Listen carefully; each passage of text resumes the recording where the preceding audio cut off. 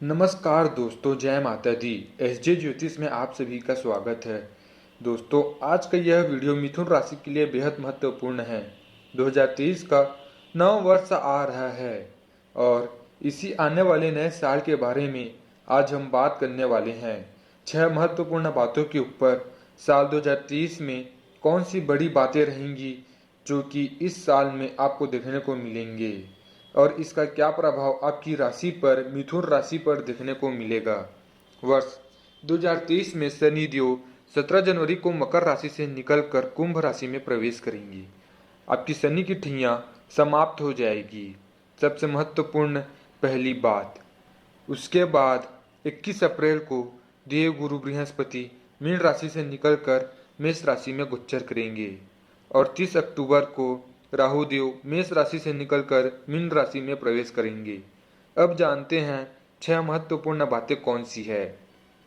सर्वप्रथम सबसे महत्वपूर्ण और सबसे पहला यह है कि शनि की ठैया उसकी समाप्त हो जाएगी। 17 जनवरी से जो 24 जनवरी 2020 से लगी हुई थी, आपकी शनि की ठैया समाप्त हो जाएगी और शनि देव भाग्य स्थान में गोचर करेंगे। जो व्यक्ति काफ़ी समय से लंबी यात्राएं का सोच रहे थे या फॉरेन ट्रेवलर करना चाहते थे या फिर अपने जॉब के बारे में सोच रहे थे, किसी मल्टीनेशनल कंपनी में जाना चाहते थे या फिर टेक्नोलॉजी के क्षेत्र में जाना चाहते थे, अपने कार्य क्षेत्र में परिवर्तन करना चाहते थे, तो 17 जनवरी के बाद का समय आपके लिए बहुत अच्छा रहेगा, क्योंकि शनि देव राजयोग बनाएंगे त्रिकोण में जाकर और यह शनि देव का गोचर 2.5 साल 2023 से लेकर मार्च 2025 तक आपके लिए बहुत अच्छा रहेगा, क्योंकि 30 वर्षों के बाद शनि देव आपके भाग्य स्थान में आएंगे। यह बहुत अच्छा रहेगा आपके लिए। दूसरी बड़ी बात दोस्तों यह है कि बुध ग्रह 7 फरवरी के बाद आपके अष्टम भाव में गोचर करेंगे और दूसरे फरवरी के महीने में आपको सिर्फ अपने स्वास्थ्य पर ध्यान रखना है या फिर अपनी त्वचा पर या फिर कोई एलर्जी होना, कोई इन्फेक्शन होना या आपको देखा जा सकता है। फरवरी 2023 में 7 फरवरी के बाद या तो स्किन से रिलेटेड या इन्फेक्शन, इन सब से आपको थोड़ा विशेष ध्यान रखकर चलना होगा और इसी के साथ आलस भी आपका इस समय पर रहेगा। स्वास्थ्य संबंधित चिंता भी आपको देखी जा सकती है 7 फरवरी के बाद पूरे फरवरी के महीने में। तीसरी महत्वपूर्ण बात दोस्तों यह है कि देव गुरु बृहस्पति मेष राशि में गोचर करेंगे आपके 11वें भाव में। जब 11वां भाव में देव गुरु आएंगे तो आपके पंचम भाव में दृष्टि डालेंगे और आपके सप्तम भाव में दृष्टि डालेंगे। सबसे महत्वपूर्ण दोस्तों यह है कि मिथुन राशि वाले व्यक्ति जो फैमिली की प्लानिंग कर रहे थे, तो फैमिली प्लानिंग आपके लिए बहुत अच्छी रहेगी। संत प्राप्ति की संभावना भी बहुत अच्छी रहेगी। कब से? 21 अप्रैल के बाद जब गुरुदेव आपके 11वें भाव में गोचर करेंगे तो 21 अप्रैल के बाद बहुत अच्छा है आपकी संतान प्लानिंग के लिए। चौथी महत्वपूर्ण बात यह है कि देव गुरु की दृष्टि आपके सप्तम भाव पर पड़ेगी।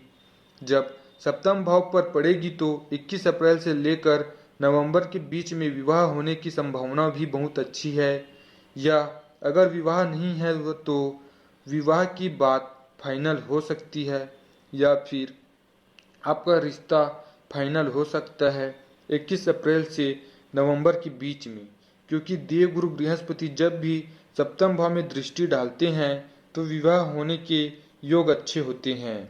और नवम भाव में शनि देव भी गोचर करेंगे, जो कि भाग्य में चल रही अड़चन, भाग्य में चल रही रुकावटें, जो डिले हुए हैं आपका काम, वो सभी काम पूरा होगा और आपकी इच्छाएं भी। पांचवी महत्वपूर्ण बात यह है कि राहु देव 30 अक्टूबर से आपके दसम भाव में गोचर करेंगे और दसम भाव होता है कैरियर का, और राहु देव जब भी दसम भाव में गोचर करते हैं तो कैरियर में परिवर्तन जरूर लेकर आते हैं। अक्टूबर के बाद 30 अक्टूबर के बाद पूरे 1.5 साल तक यानी कि 2024 में भी और 30 अक्टूबर 2023 के बाद आपके करियर में, आपके जॉब में परिवर्तन जरूर देखने को मिलेगा। इसकी पूरी संभावना है।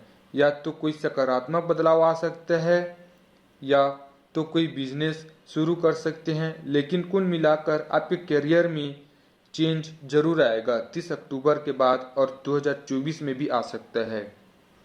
और छठी महत्वपूर्ण बात दोस्तों की केतु ग्रह आपके चतुर्थ भाव में गोचर करेंगे, राहु आपके दसम भाव में रहेंगे, शनि आपके नवम भाव में रहेंगे।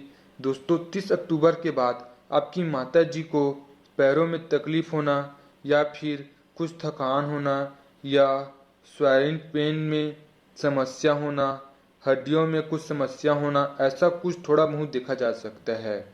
ज़्यादा प्रॉब्लम नहीं, लेकिन थोड़ा बहुत समस्या हो सकती है। और केतु जब चतुर्थ भाव में आएंगे 30 अक्टूबर को, तो प्रॉपर्टी अगर आप लेना चाहते हैं या फिर कोई भी आप बड़ा इन्वेस्टमेंट करना चाहते हैं तो सोच समझकर कीजिएगा। जब शनिदेव नवम भाव में आएंगे, आपके गोचर करेंगे, तो पिता को जो तकलीफ चल रही थी, पिता के करियर में या पिता के स्वास्थ्य में या कहीं ना कहीं कुछ भी जो प्रॉब्लम आपके पिताजी के साथ में चल रही थी या फिर आपके बाद वाद विवाद बहुत ज़्यादा थे फैमिली के अंदर, वो कहीं ना कहीं 17 जनवरी के बाद कम होगा, आपका भाग्य चमकेगा।